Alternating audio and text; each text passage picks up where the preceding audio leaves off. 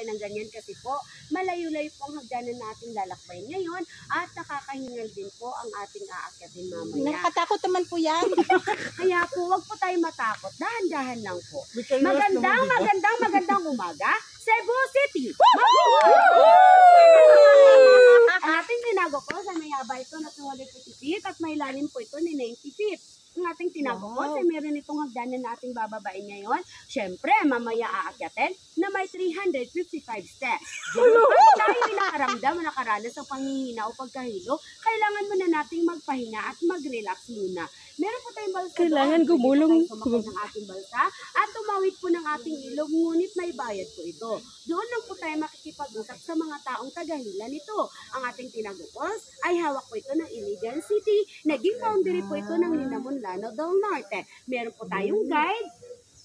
Sila po ang magbibitbit ng ating mga gamit, magbabantay po ng ating mga gamit dahil baka po naman may mawala ng mga gamit natin habang tayo nag-iindi sa paligid kaya wala po tayo mapaghanapan.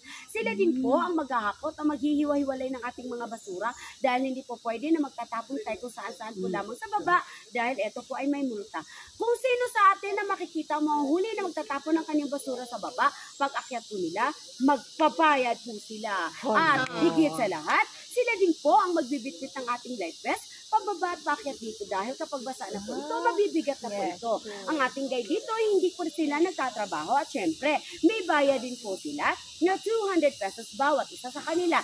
Kapag maganda naman po ang kanilang serbisyo sa inyo, pwede po ninyo itong dagdagan. Ang kanilang kinikita mula sa inyo, magagamit po nila ito pambili ng ulam, bigas para sa kanilang pamilya. At mas masarap naman po sa pakiramdam kapag nakakatulong din po tayo sa iba.